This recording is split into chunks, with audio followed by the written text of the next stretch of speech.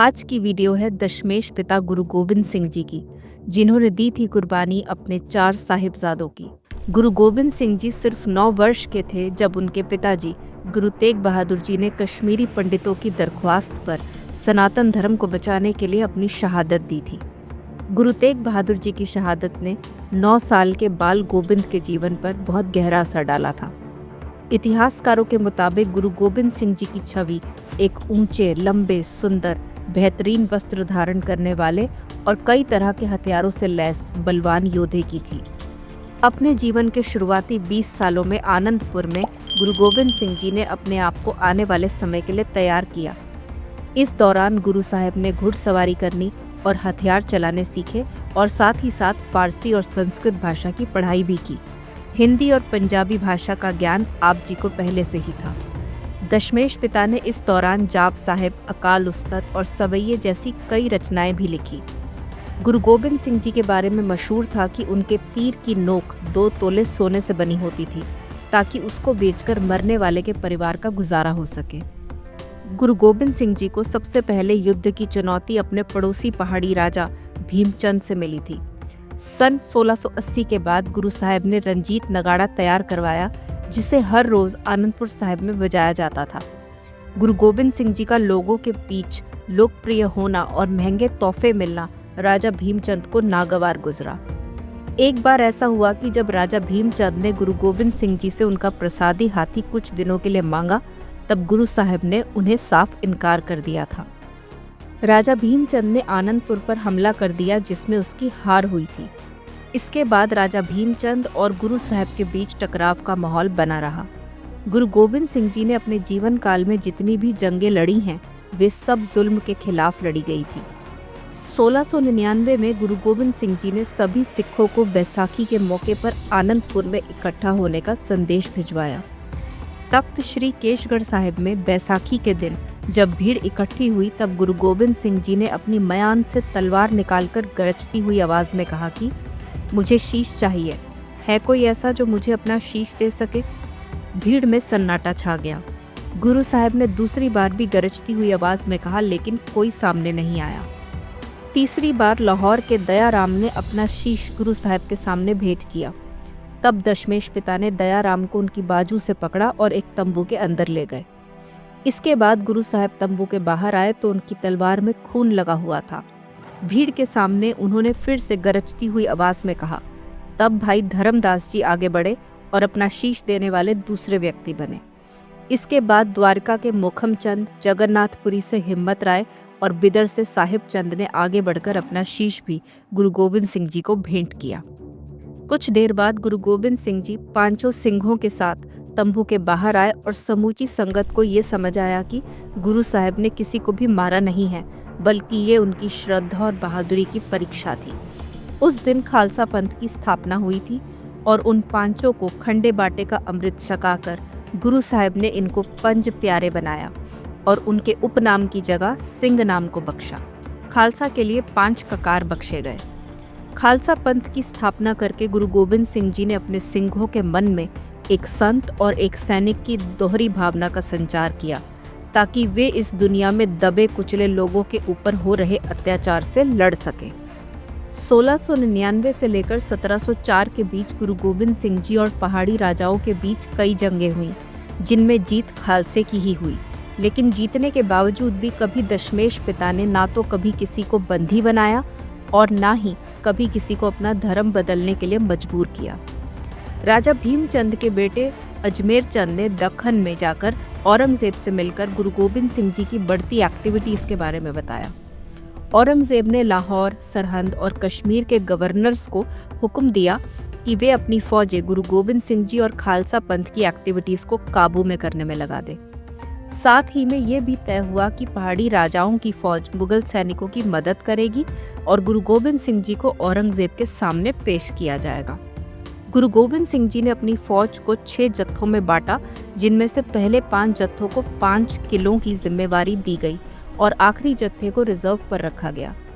किलों के अंदर से मुगल फौज और पहाड़ी सैनिकों से जंग करना बहुत अच्छी रणनीति थी। आनंदपुर शहर थोड़ी ऊंचाई पर था और दुश्मन फौज खुले में थी और उनके पास कोई सुरक्षा नहीं थी। गुरु गोबिंद सिंह जी ने अपने तोपची सैनिकों को आदेश दिया कि वे शत्रु सेना पर सबसे घनी जगह पर तोपें दागें। जब भी मुगल सैनिक किले पर हमला करने की कोशिश करते तो उनके ऊपर गोलियों की वर्षा होती। दुश्मनों की फौज ने आनंदपुर की जंग को जीतने के कितने ही जोरदार प्रयास किए, पर सिंहों की रणनीति और युद्ध कौशल के आगे सब हार गए। सीधे सीधे जंग जीतने में असफल होने के बाद मुगल फौज ने आनंदपुर शहर की घेराबंदी की योजना बनाई ताकि खाने पीने का सामान और लोगों की आवाजाही पूरी तरह बंद हो जाए। ये घेराबंदी 8 महीने तक चली। किले में इतना अनाज मौजूद था कि कुछ दिनों तक घेराबंदी का कोई असर दिखाई नहीं दिया, लेकिन इस बार मुगल फौज ने घेराबंदी में कोई भी ढील नहीं दी। कुछ दिन कई महीनों में बदल गए और अब धीरे धीरे किले में अनाज खत्म होने लगा और कुछ और महीने बीतने पर किले में भूखमरी की नौबत आ गई। जब दुश्मन को किले में मौजूद सिखों की स्थिति के बारे में पता चला, तब अजमेर चंद ने अपने दूत को गुरु गोबिंद सिंह जी के पास प्रस्ताव लेकर भेजा कि यदि गुरु साहब आनंदपुर का किला छोड़ दे तो उनकी सेनाएं वापस चली जाएंगी और जहां भी गुरु गोबिंद सिंह जी जाना चाहें वे वहां जा सकते हैं। दशमेश पिता को ये प्रस्ताव ठीक नहीं लगा और उन्होंने इस पर कोई ध्यान नहीं दिया। इस प्रस्ताव को कई बार दोहराया गया, लेकिन गुरु साहब ने इसे कभी स्वीकार नहीं किया। बहुत महीनों तक कष्ट सहने के बाद कुछ सिंहों ने किला खाली करने की विनती की, पर गुरु गोबिंद सिंह जी ने कहा कि वे पहले पहाड़ी राजाओं और मुगलों की नीयत की परीक्षा लेना चाहते हैं।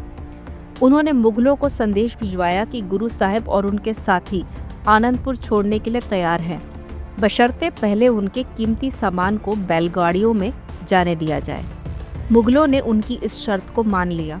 गुरु गोबिंद सिंह जी ने आनंदपुर के लोगों को अपना सारा बेकार सामान इकट्ठा करने के लिए कहा। कुछ ही देर में सभी ने अपने घर से बेकार सामान जैसे फटे पुराने कपड़े, बर्तन, टूटी जूतियां इकट्ठा करके दे दिया। इस सामान को कीमती थैलों में भरकर बैलगाड़ियों में लाद दिया गया। जैसे ही बैलगाड़ियों का काफिला रात को आनंदपुर किले से बाहर निकला और मुगल सैनिकों की पहुंच में आया, तब उस काफिले को लूट लिया गया। सुबह जब उन लूटी हुई थैलियों को खोला गया, तब मुगल सैनिकों के होश उड़ गए कि उन सब में सिर्फ कूड़ा ही था। आखिरकार गुरु गोबिंद सिंह जी ने दुश्मनों के इरादों का पर्दाफाश किया, लेकिन पोह के महीने में उन्हें अपने सिंहों के साथ आनंदपुर का किला छोड़कर जाना पड़ा। जैसे ही सिंहों का काफिला आनंदपुर साहिब छोड़कर निकलता है, मुगल और पहाड़ी राजाओं ने अपनी कस्में तोड़कर उन पर पीछे से हमला कर दिया था। सरसा नदी पार करते वक्त गुरु गोबिंद सिंह जी का परिवार 3 हिस्सों में बंट जाता है। गुरु गोबिंद सिंह जी बड़े साहिबजादे और कुछ सिंहों के साथ सरसा नदी पार करके रोपड़ की तरफ को रवाना हो जाते हैं। माता गुजरी जी और छोटे साहिबजादे नदी को पार करने में असफल रहे। माता गुजरी जी छोटे साहिबजादों को लेकर दूसरे रास्ते चली जाती हैं और माता सुंदर कौर जी और माता साहिब कौर जी भाई मनी सिंह जी के साथ किसी और रास्ते चल पड़ती हैं। सरसा नदी पार करने के बाद गुरु गोबिंद सिंह जी के सिंहों की गिनती 400 से घटकर 50 की रह गई थी और चमकौर की गढ़ी तक पहुंचते पहुंचते ये गिनती और कम होकर 44 की रह गई थी। जब चमकौर की जंग लड़ी गई थी तब गिनती में दुश्मन 10 लाख था और गढ़ी में मौजूद सिंह 44 थे। सभी सिंहों ने बहादुरी से दुश्मनों पर प्रहार किया, लेकिन इसमें गुरु गोबिंद सिंह जी के बड़े साहिबजादे बाबा अजीत सिंह जी और बाबा जुझार सिंह जी शहीद हो गए थे। कुछ दिनों के बाद गुरु गोबिंद सिंह जी की माताजी और उनके छोटे साहिबजादे भी सरहंद में शहीद हो गए थे। गुरु गोबिंद सिंह जी ने औरंगजेब को फारसी भाषा में एक पत्र लिखा जिसे जफरनामा कहते हैं। जफरनामे में गुरु गोबिंद सिंह जी ने औरंगजेब को साफ साफ कुरान की झूठी कसम खाने और धोखे से हमला करने के लिए दोषी ठहराया। उसे अपना अंत नजदीक आता दिखाई दिया और उसकी निराशा बढ़ती गई। औरंगजेब ने अपने राज्यपालों को गुरु साहब के खिलाफ सभी कार्रवाइयां बंद करने का आदेश दिया। एक समय ऐसा भी आया कि गुरु गोबिंद सिंह जी ने औरंगजेब से मिलने का फैसला किया, लेकिन रास्ते में ही उन्हें औरंगजेब की मृत्यु की खबर मिल गई। शहंशाह के मरने के बाद उनके बेटे शहजादे मुआज़म ने अपने भाइयों के साथ जंग लड़ने में गुरु गोबिंद सिंह जी से मदद मांगी। सन 1707 में जजाऊ की जंग हुई और शहजादे मुआज़म ने अगले मुगल बादशाह के रूप में गद्दी संभाली और अपना नाम बदलकर बहादुर शाह रखा। जब बहादुर शाह अपने दूसरे भाई के विरोध को दबाने के लिए दक्खन गया, तब गुरु गोबिंद सिंह जी और उनके सिंहों ने भी दक्खन का रुख किया। अपने जीवन काल के आखिरी वर्षों में गुरु गोबिंद सिंह जी ने नांदेड़ में निवास किया। 20 सितंबर 1707 के दिन जब रहरास साहिब की समाप्ति के बाद गुरु गोबिंद सिंह जी अपने तंबू में आराम कर रहे थे, तभी वजीर खान के भेजे हुए 2 जवान पठान अताउल्ला खान और जमशेद खान ने उनके सीने के पास उनके पेट पर हमला किया। इससे पहले कि वह एक और हमला कर पाता, गुरु गोबिंद सिंह जी ने एक पठान को वहीं खत्म कर दिया।